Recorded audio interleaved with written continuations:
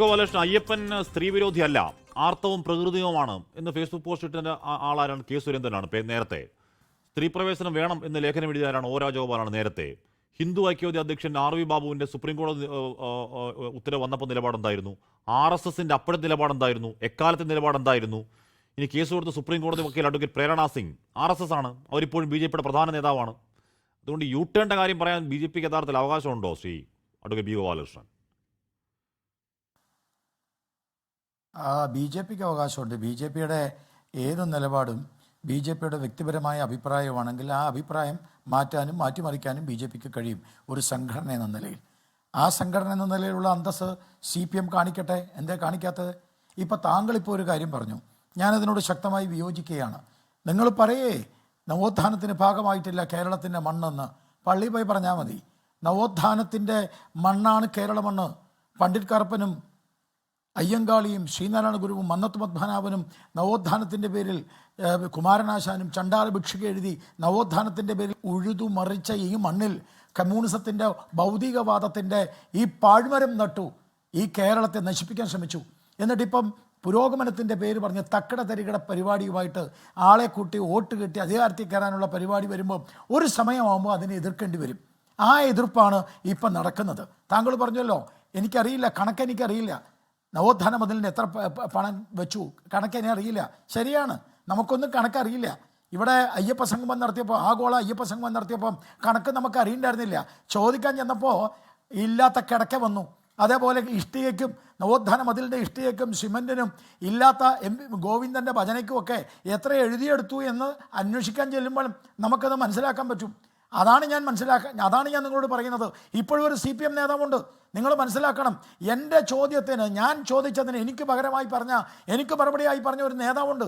എന്താ നേതാവ് നിങ്ങൾ പറഞ്ഞതെന്ന് അറിയോ? നിങ്ങൾക്ക് ഇരുമുടിക്കെട്ടിൻ്റെ ഉള്ളിൽ യുവതികൾ നാപ്കിൻ പാഡ് വെച്ച് ശബരിമലയിൽ പോട്ടെ, നാപ്കിൻ പാഡ് ശബരിമലയിൽ വെച്ച് മാറിയാൽ മതി എന്ന് പറഞ്ഞ നേതാവുണ്ട്.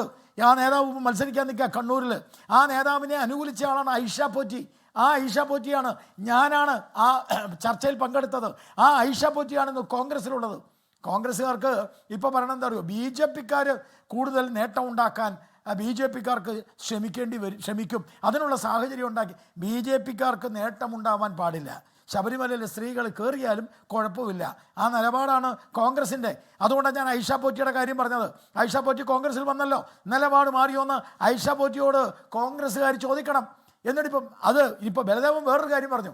ഗോപാലകൃഷ്ണ, നിങ്ങൾ BJP മാപ്പ് പറഞ്ഞോ? എന്തിനാണ് ബലദേവ BJP മാപ്പ് പറയണത്? അടിമത്തത്തിൻ്റെ താഴികക്കുടങ്ങൾ ഇന്ത്യയിൽ എവിടെ ഉണ്ടെങ്കിലും അത് തച്ച് തകർക്കണം എന്ന അന്നും ഇന്നും നാളെയും പറയുന്ന പാർട്ടി തന്നെ BJP. ഒരു മാറ്റവും ഇല്ല.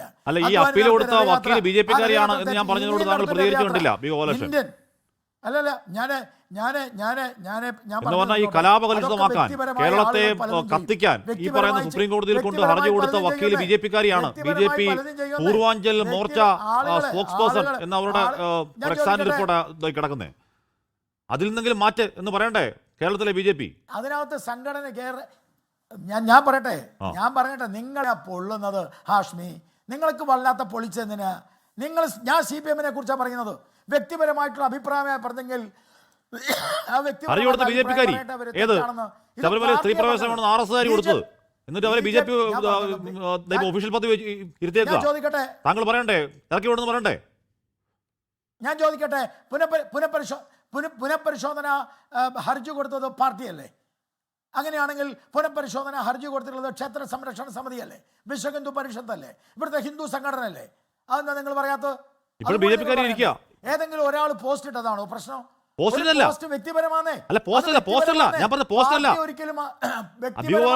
ഇവിടെ ശബരിമലയിൽ ആചാരലംഘനം നടത്തി സ്ത്രീകളെ കേട്ടണം എന്നാവശ്യപ്പെട്ട് ഇതിന്റെ ആണിക്കല്ലില്ലേ? ആണിക്കല്ല് ഹർജിയുടെ കാര്യമാണ് പറയുന്നത്. BJP എന്ന് പറയുന്ന പാർട്ടി ഒരിക്കലും എതിർന്നിട്ടില്ല. BJP എന്ന് പറയുന്ന പാർട്ടി നേരത്തെ പറഞ്ഞല്ലോ സുവർണാവസര എന്ന് പറഞ്ഞു. എന്താ സുവർണാവസരം എന്ന് പറഞ്ഞത്? പ്രതിഷേധത്തിന്, അല്ലാണ്ട് ശബരിമലയിലെ സ്ത്രീകളെ കയറ്റിയത്. BJPക്ക് സുവർണാവസരമാണ് ഏതെങ്കിലും ഒരു നേതാവ് പറഞ്ഞോ? വിവരക്കേട് വിളിച്ചു പറയല്ലേ? ഒരു രാഷ്ട്രീയ പാർട്ടിക്ക് ഓരോ നിലപാട് വരുമ്പോൾ, ഓരോ സാഹചര്യം വരുമ്പോൾ സുവർണാവസരമായിട്ട് എടുക്കും. നാളെ എടുക്കും ഞങ്ങൾ. ഈ നാട്ടിലെ ഹൈന്ദവ വിശ്വാസികളെ, ഈ നാട്ടിലെ അയ്യപ്പ വിശ്വാസികളെ അവരെ ഹൃദയത്തിനുള്ളിലേക്ക് കയറാൻ ഞങ്ങൾ ശ്രമിക്കും. അത് ഞങ്ങളുടെ പാർട്ടിയുടെ തീരുമാനമാണ്. അതിനാണ് രാഷ്ട്രീയ പാർട്ടി. നിങ്ങളുടെ 24 എന്ന് പറയുന്ന ഏജൻസി എന്തിനാ ചർച്ച നടത്തുന്നത്? നിങ്ങളിപ്പോൾ ചോദിച്ച ചർച്ചയിൽ അതൊന്നും നടത്തുന്നത് ഈ നാട്ടിലെ പ്രേക്ഷകരെ 24ലേക്ക് ആകർഷിക്കാൻ. അതിനല്ലേ നിങ്ങൾ നടത്തുന്നത്, അല്ലാണ്ട് നിങ്ങൾ മറ്റൊന്നും ഉദ്ദേശിച്ചിട്ടല്ലല്ലോ. അപ്പൊ അതേപോലെ ശബരിമല വീണ്ടും സുവർണാവസരമാക്കും ഞങ്ങൾ ഇനി ഉപയോഗിക്കും. എന്താ തെറ്റ്? അതിൽ വലിയ തെറ്റൊന്നുമില്ല. അപ്പൊ ആ വക ശബരിമല വീണ്ടും സുവർണാവസരമാക്കുമെന്ന് CPM-കാർ മാപ്പ് പറയണമെന്നേ. ഈ പിണറായി വിജയൻ മാപ്പ് പറയണമെന്നേ. ഐഷ പോറ്റി മാപ്പ് പറയണമെന്നേ. ഐഷ പോറ്റിയെ കയറ്റിക്കൊണ്ട് പോയില്ലേ, മാപ്പ് പറയണം. ഐഷ പോറ്റി, പിണറായി വിജയൻ മാപ്പ് പറയണമെന്നേ. എന്നിട്ട് മതി ഈ U-turn പരിപാടിയൊക്കെ. ആദ്യം മാപ്പ് പറ. ആദ്യം തെറ്റാണെങ്കിൽ തെറ്റാണെന്ന് പറ. 10,000-കണക്കിന് ആളുകളുടെ പേരിൽ എന്റെ പേരിലുണ്ട്. ഏതാണ്ട് 32 കേസ് പിണറായി വിജയൻ ഉണ്ടാക്കിയതാ. മനസ്സിലായി? പിണറായി വിജയൻ ഉണ്ടാക്കിയതാ. അപ്പൊ എനിക്ക് നൊമ്പരപ്പെടില്ലേ? എന്റെ കേസ് പിൻവലിക്കാൻ പിണറായി വിജയൻ തയ്യാറാണോ? അവിടെ വെച്ച് മാറ്റി കൊടുക്കുമ്പോ എന്റെ പേരിലുള്ള അയ്യപ്പ ഭക്തന്മാരുടെ പേരിലുള്ള രണ്ടുപേരാണ് കൊലപാതകം ചെയ്യപ്പെട്ടത്. പോലീസുകാർ അടിച്ച് തലയിൽ കല്ലിട്ട് കൊന്നില്ലേ? ഇതൊക്കെ മാപ്പ് പറയോ? പറയട്ടെ. അല്ലാണ്ട് ഒരു ദിവസം വന്ന് നിങ്ങൾ താങ്കൾ പറയുന്നത് പോലെ ഇവിടെ വിപ്ലവത്തിന് വിത്ത് വിതയ്ക്കാൻ സമയമായിട്ടില്ല. ഇവിടെ പുരോഗമനവാദം, മണ്ണാങ്കട്ട പുരോഗമനവാദം. നിങ്ങൾ എന്ത് പുരോഗമനവാദമാണ് പറയുന്നത്? റോട്ടിൽ ചുംബിക്കുക, പെണ്ണുങ്ങളും ആണുങ്ങളും ചുംബിക്കുക, പുരോഗമനവാദം. നാട്ടിലെ ജനങ്ങളുടെ എന്തെങ്കിലും ഒരു കാര്യത്തിൽ പുരോഗമനവാദം എന്ന് പറഞ്ഞ് കമ്മ്യൂണിസ്റ്റ് പാർട്ടി ഇറങ്ങിയിട്ടില്ല സുഹൃത്തെ. ശ്രീനാരായണ ഗുരുവും മണ്ടത്തു പത്മനാഭനും അയ്യങ്കാളിയും ഉണ്ടാക്കിയ ആ ഉഴുതുമറിച്ച മണ്ണിൽ CPM-ന്റെ പാഴ്നിലം നട്ടു. ശരിയാണെന്ന് നട്ടു. ആ നട്ടതിൽ കുറെ അവർക്ക് നേട്ടമുണ്ടായി. ജനങ്ങൾ ഇന്ന് തിരിച്ചു ചോദിച്ചുകൊണ്ടിരിക്കുക. ഉത്തരം പറ. ഞാൻ പറഞ്ഞത് ഈ പറയുന്ന അവരെന്ന് ഹർജി കൊടുക്കുമ്പോൾ അവരുടെ പേര് പ്രേരണ കുമാരി എന്നായിരുന്നു. എന്നിട്ട് സുപ്രീം കോടതി കേസിൽ പേര് മാറ്റി അവിടെ പ്രേരണ സിംഗ് എന്നാക്കി. മിസ് പ്രേരണ സിംഗ് എന്നാക്കി. സുപ്രീം കോടതിയിലെ RSS ഫ്രാക്ഷന്റെ പ്രധാനപ്പെട്ട നേതാവുണ്ടോ ഈ പറയുന്ന അഡ്വക്കേറ്റ് പ്രേരണ സിംഗ് എന്ന് പറയുന്ന വക്കീൽ, BJP-യുടെ പൂർവാഞ്ചൽ മേഖല എന്തോ വലിയ നേതാവൊക്കെയാണ്. അങ്ങ് ചർച്ച കഴിയുമ്പോഴേക്കും ആ പദവിയിൽ നിന്ന് അവരൊന്ന് മാറ്റണം എന്ന് പറയണം. കാര്യം ഈ പ്രശ്നത്തിനൊക്കെ കാതലായ ഹർജി കാര്യമാണ് ഈ പ്രേരണ. ശ്രീ വസന്ത് എന്താ പറഞ്ഞ നേരത്തെ? അത് പാർട്ടി അല്ലല്ലോ സാർ, ഇത് നിഷേധിക്കുന്നു. സുപ്രീം കോടതിക്കുള്ളിലെ ദേശീയ വൈസ് പ്രസിഡന്റ് സംഘടനാപരമായി നിഷേധിക്കുന്ന പ്രേരണ കണ്ടോ? എതിർക്കുന്നു. അവരുടെ ഭർത്താവ് RSS ബന്ധം അർത്ഥം മുറിക്കാൻ പറ. ഒന്നും മുറിച്ചിട്ടില്ല, അങ്ങനെ നിൽക്കുക.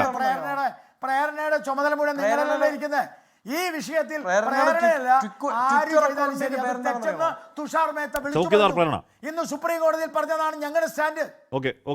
ഞങ്ങളുടെ സ്റ്റാൻഡ് സുപ്രീം കോടതിയിൽ പറഞ്ഞതാ.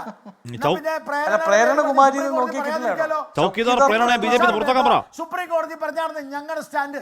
ശരി, ഈ പ്രശ്നത്തിന് മൊത്തം ആണിക്കല്ലായ ചൗക്കിദാർ പ്രേരണയെ BJP പുറത്താക്കാൻ പറ. ശരി ശരി.